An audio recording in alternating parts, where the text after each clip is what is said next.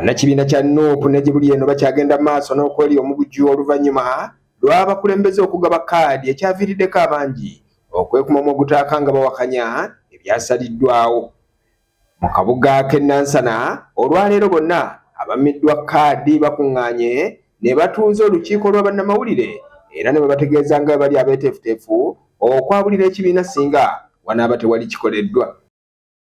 Erigambibwako nnyiryo njagala okutwala omukisa guno okugamba bakama baffe abatuula waggulu ku kitebe nti okusalawo kwammwe kwe mwakoze kwabadde kwammwe nga mmwe abantu, naye ffe abali wansi ku ground tetukkiriziganya na kusalawo kwammwe lwa nsonga mugaba kkaadi olwaleero ate enkya ne mugiwa omulala, naye nga temuvuddeyo tuwa nsonga ki entuufu ekyusisizza kkaadi eyo. Mwagamba abantu mubeetaga ku ground kwe musinzira okugaba kkaadi. Sali Isaac Keith akoze ground naye mumugjeeko kkaadi ne mugiwa omuntu omulala. Yajja kusaanyawo kubba na kutta na kuzikiriza. Kuba abantu baffe bonna betuwaddeyo bagende mu mulembe ogwo nga bwe gutambula bonna bamenyese emitima. Amazima gali nti tewali kye baakoze kye tubadde tutasuubira. Toyinza gaba kye otalina. Lubongoya ne projekiti ye basazeewo okuddira Kyagulanyi okumusaanyaawo ngati naffe Abaganda gwe tubadde tutunuulidde, naye ku bye bakola bino okulangirira omuntu emirundi ebiri, n'olangirira Ssali olwaleero enkya n'olangirira omulala. Matovu go balangiridde dde wano twalaba ntajja kuweereza. Nze mbadde siva naye ku nnyonyi wansobola kwesimbawo g'amazima ndi mutambuze.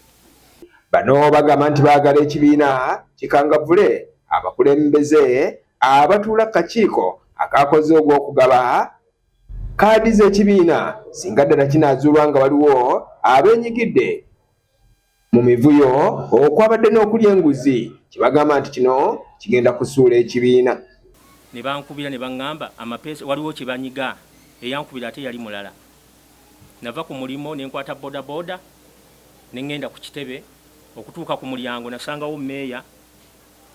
Ekyamazima nga ne bw'oba oweeyita otya ne bw'oba ggwani tosobola kuyingira.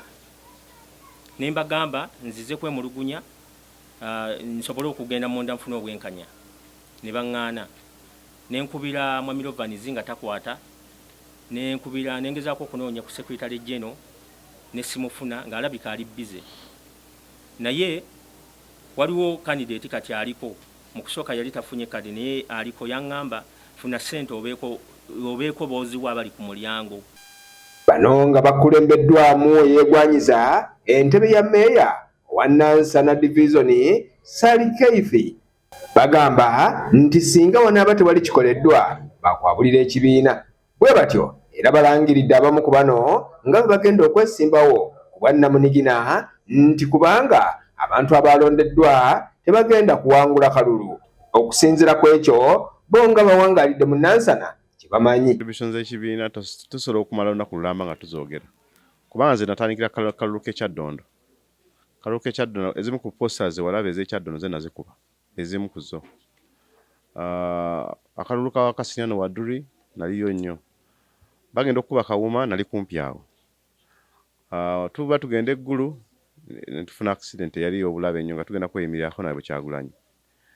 Abasibe ba NUP bo bayitirivu nnyo Benzije Makomera. Nga tuli mu name of struggle. Otunuulira kati abasibe China up to now banzigyeko kkaadi ne lunaku lw'eggulo nabadde luzira. Ngeze kulaba Edi Mutwe ne Akirewo Kivumbi. Saawa eno ne mu kkooti gye bagenda omweyimirira ey'Ekanyanya. Mukyala we yankubidde ng'ayagala mbeerewo mbaamu ku surety. Yankubidde olunaku lw'eggulo. Era n'ebbaluwa egenda okumweyimirira emu nagifunye nadda. Kale no NUP teyafudde ku bya struggle, ebisibe baafuddeko ebyo, naye bano abadde bagaba kkaadi baafudde ku muntu tukumanyi olina kyoleese kye kyabaddewo. Ekibiina kya Nuupu mu kiseera kino kiri mu kattu ak'okulaba ngeri ki gye kigenda okumatiza abo bonna abataafunye kkaadi nti ddala bannaabwe abaziweereddwa be babadde babasinga obuganzi mu bitundu gye bagenda okwesimba. Kibalizi John, Lwanga William, Beg Television.